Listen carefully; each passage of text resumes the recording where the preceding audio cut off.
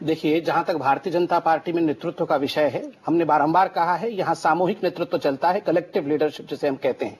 जी, आप बिल्कुल सही कह रहे हैं। नरेंद्र मोदी एक कद्दावर नेता है और गुजरात में जिस प्रकार से विकास और उन्नति को उन्होंने आगे बढ़ाया है, स्वाभाविक है तीसरी बार भी 2/3 बहुमत से वो जीतेंगे। और इसके लिए हमारा पूरा शीर्ष नेतृत्व लगा हुआ है, ऊपर से लेकर नीचे तक हर कोई गैल्वनाइज्ड है, लेकिन आगे बढ़ रहा है। गडकरी के पीछे पड़े हैं, उससे ऐसा भी लगता है। बिल्कुल, मैंने आरंभ में ही कह दिया, इन अफवाहों का फवा मत दीजिए। कोई किसी के पीछे नहीं पड़ा है, हर कोई किसी के पीछे पड़ा है तो देश की उन्नति के पीछे पड़ा है। व्यक्तिगत रूप से कोई यहां आगे बढ़ना नहीं चाहता है। और दूसरा विषय, प्लीज मुझे एक मौका दीजिए। अभी मेरे साथी कांग्रेस से अखिलेश जी ने कहा कि हमारे शीर्ष के जो नेता है वो ड्राइंग रूम पॉलिटिशियन है और केवल प्रवक्तागिरी करते हैं। तो मैं उन्हें याद दिला दूं कि देवास के जो एमपी हैं, उनके सज्जन सिंह वर्मा, कुछ दिन पहले उन्होंने कहा था कांग्रेस के सारे नेता एसी में बैठे रहते हैं और भारतीय जनता पार्टी और संघ के लोग ही चने खा खा कर देश के लिए काम करते हैं। अब वो मुस्कुरा सकते हैं कि उनके खुद के साथी क्या कह रहे हैं। चलिए एक छोटा सा ब्रेक ले रहे हैं। अखिलेश जी, आपके पास आऊंगा ब्रेक के बाद। आप मुस्कुरा भी रहे थे और जाहिर है बीजेपी में अगर अंदरूनी झगड़ा सामने आता है, वो भी टॉप लेवल पर, कांग्रेस को अच्छा तो लगेगा, लेकिन क्या कांग्रेस आने वाले चुनाव में इसका कोई फायदा उठा सकती है? ऐसा होता हुआ दिखता नहीं है। छोटा सा ब्रेक देखते रहिए। सबसे बड़ा सवाल,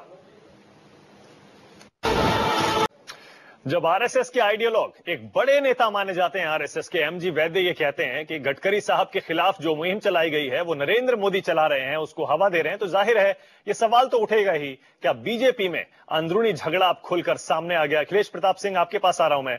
ब्रेक से पहले जाहिर है आपको काफी अच्छा लग रहा था ये सब बोलने में कि बीजेपी में अंदर जो झगड़ा चल रहा है, क्यों चल रहा है, कैसे चल रहा है, लेकिन सही मायनों में प्रदीप जी भी यही कह रहे हैं, अखिलेश जी, और जनरल ओपिनियन भी यही है कि कांग्रेस इस हालत में है नहीं कि बीजेपी की हालत पर हंस सके। नहीं, हमें सर्टिफिकेट की आवश्यकता नहीं है, ना प्रदीप जी के, ने किसी और की, क्योंकि मैंने जो बताया, आपने जो पूछा था, मैंने यही कहा कि कोई टीम हो या कोई पार्टी हो, जब उसमें एक हाइट के, एक लेवल के, एक कैपेबिलिटी के लोग होते हैं तो फिर उसमें वर्चस्व की लड़ाई होती है। स्वाभाविक है, ये एक स्वाभाविक प्रक्रिया है, वो चलती है। वो इस वक्त बीजेपी में चल रही है, वो कांग्रेस में नहीं होती है ना अखिलेश जी। हालात मैं भी वही कह रहा था ब्रेक से पहले, वो कांग्रेस में इसलिए नहीं होती है क्योंकि 10 जनपद सबसे पावरफुल होता है और सब लोगों को उसके नीचे रहना होता है। वो कोई थोपा हुआ नहीं है। वो पिछले 50 सालों से जनता के बीच में जिताने की क्षमता रखते हैं। अपने ये नहीं है कि अनायास है, कोई किसी को अनायास स्वीकारता भी नहीं है। ये जान लीजिए प्रकृति है, इसमें जब तक स्वीकारोक्ति तभी कोई किसी की करता है कि जब उसमें कोई क्षमता होती है। अच्छा चलिए, एक पॉइंट और है डॉक्टर पात्रा, आपसे एक सवाल और पूछ रहा हूं, बीजेपी से एक सवाल पूछना है। अखिलेश जी एक सेकंड में आपके पास आ रहा हूं। आप बार-बार ये कह रहे हैं कि मेरी बात हो जाने दें। अच्छा अखिलेश जी बोलिए। नहीं, मेरी बात हो जाने दें।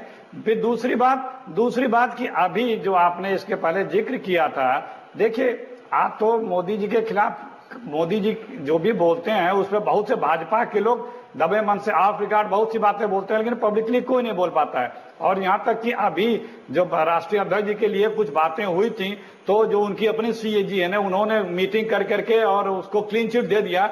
लेकिन फिर भी उसके बाद दोनों लोगों के तरफ से उन्होंने कहा था कि कोई वक्तव्य नहीं देगा सार्वजनिक रूप से, कोई कुछ नहीं बोलेगा, लेकिन वक्तव्य आ रहे हैं दोनों तरफ से ना। बाकायदे मीटिंग के बाद प्रेस कॉन्फ्रेंस करके इनके राष्ट्रीय मुख्य प्रवक्ता जी ने यह बात कही थी। कोई उसमें दूसरा दल या पक्ष तो बोल नहीं रहा है, उन्हीं ने हिदायत दी थी कि कोई बिल्कुल सही है अखिलेश जी, बिल्कुल सही है। यही सवाल है डॉक्टर पात्रा, यही सवाल है डॉक्टर पात्रा, यही सवाल है कि अब तक सिर्फ अटकलें लग रही थी, कोई कुछ बोलता नहीं था। पहली बार आरएसएस के आइडियोलॉग, सब कितने बड़े नेताओं में हैं एमजी वैद्य साहब, स्पोक्समैन रह चुके हैं, जब वो